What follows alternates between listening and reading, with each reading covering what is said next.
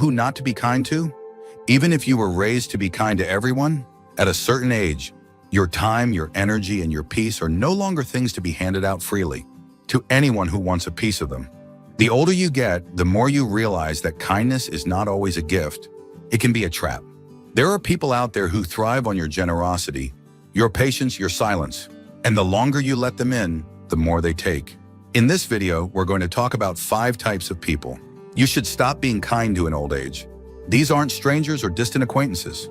These are people who often sit closest to you, family, neighbors, even old friends.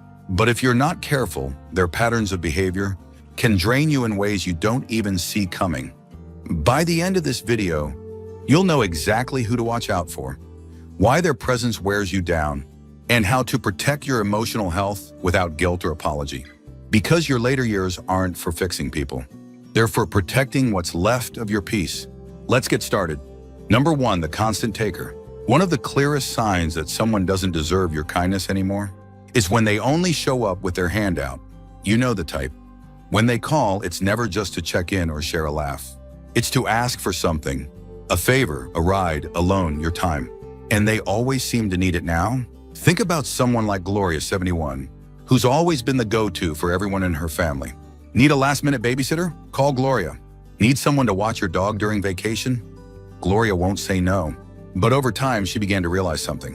When her own birthday came around, the phone stayed quiet. When she was sick for a week, no one dropped off soup or even sent a message. That's when it hit her. The relationships weren't mutual. She was the giver, always, and the giving never came back. There's a strange guilt we carry when we consider pulling back from people like this, especially if they're family. We tell ourselves that being needed is a good thing, that saying no is selfish, that maybe next time they'll notice how much we do. But here's the truth. If someone only values you when you're useful, then they don't really value you at all.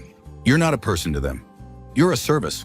And the older you get, the more dangerous that becomes. Because your resources, your time, your energy, even your physical strength are not unlimited anymore.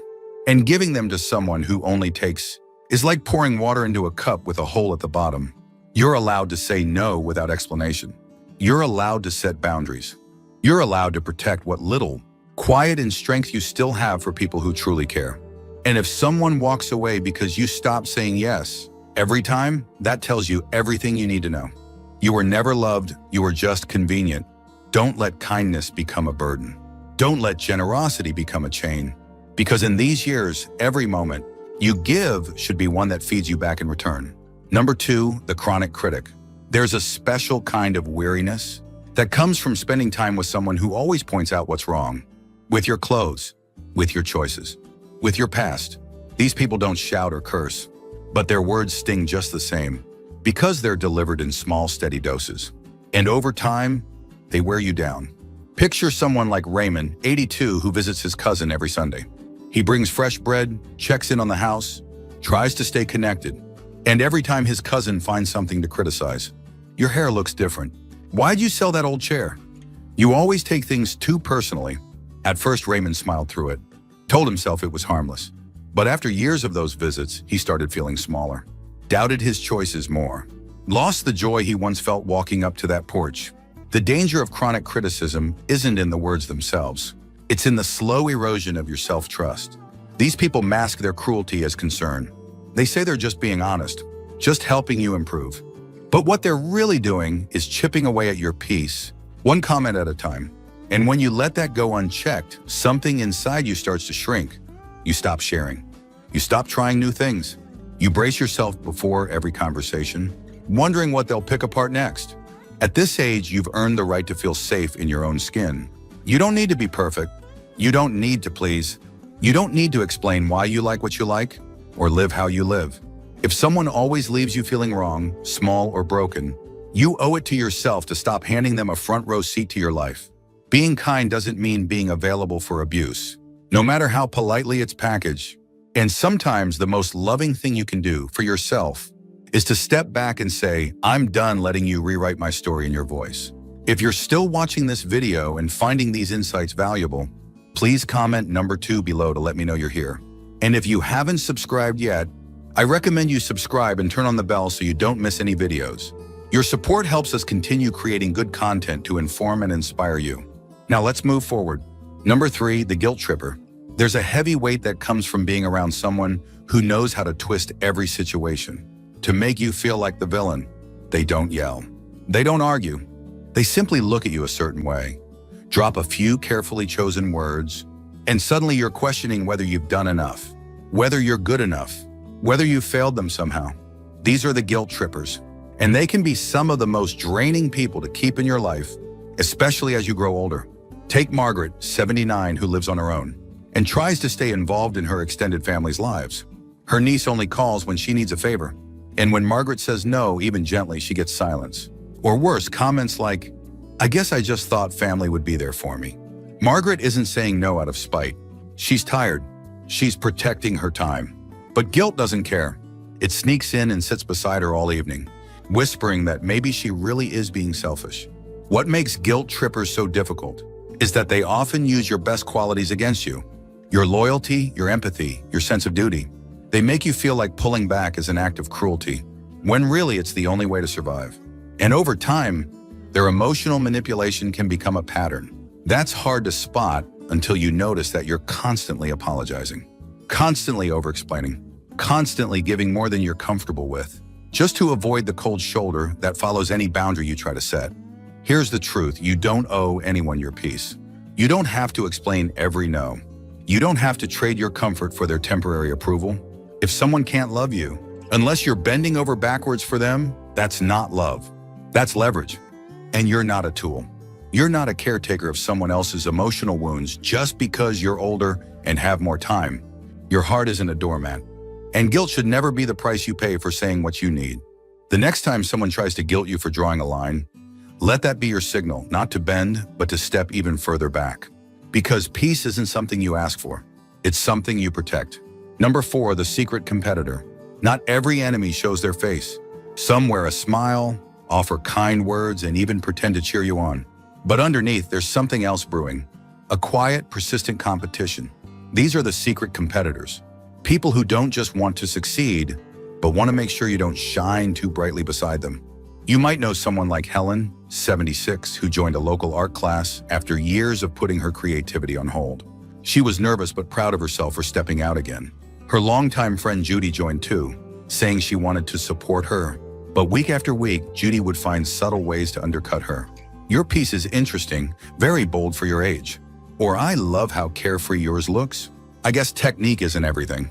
On the surface, it was friendly, but to Helen, it chipped away at her confidence, until she started wondering whether she belonged there at all.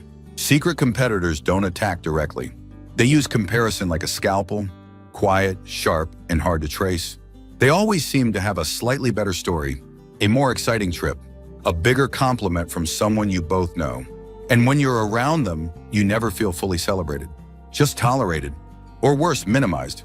The danger here isn't just what they say, it's how it makes you shrink.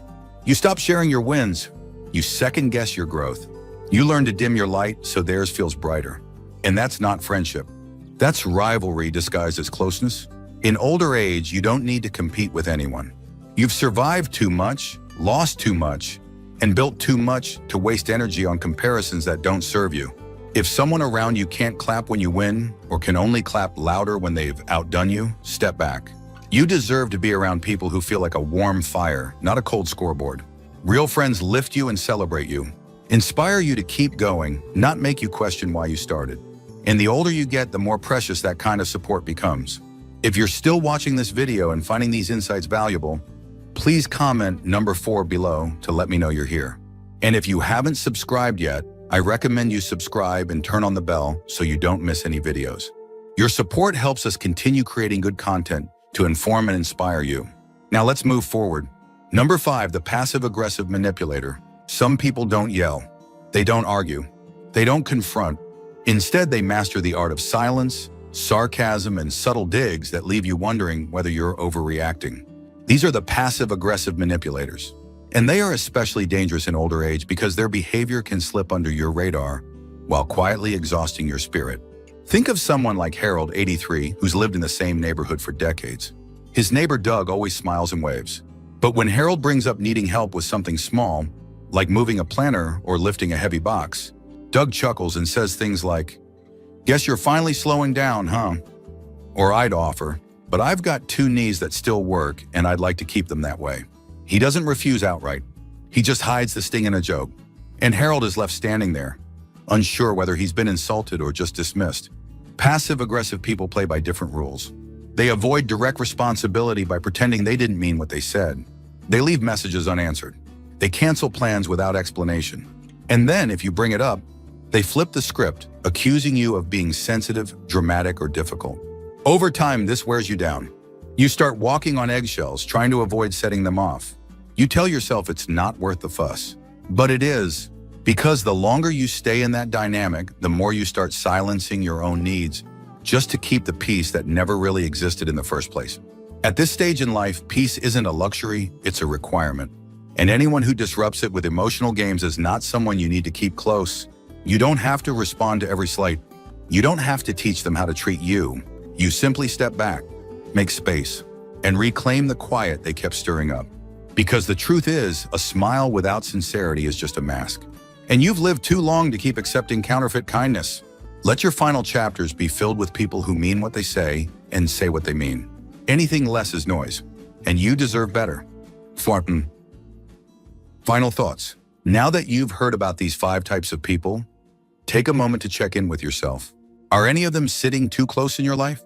Are you offering your time, your patience, or your energy to people who only take, only tear down, only twist your good intentions into obligations? The truth is, the older you get, the more valuable your peace becomes. You've carried people. You've forgiven more than you should have.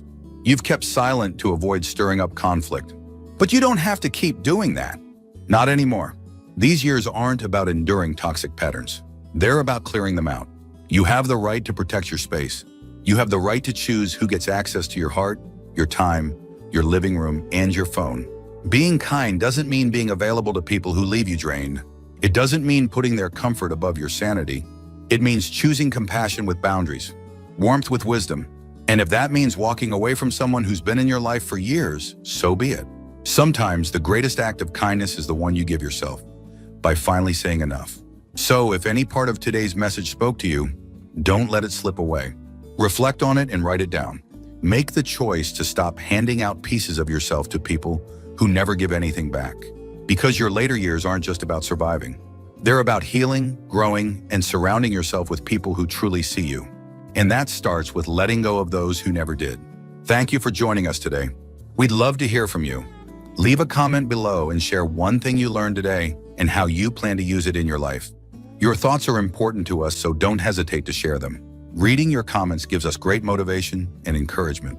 If you enjoyed this video and found it helpful, please like, subscribe, and share. Your support helps us continue creating good content to inform and inspire you. Thanks for watching, and we look forward to seeing you in the next video.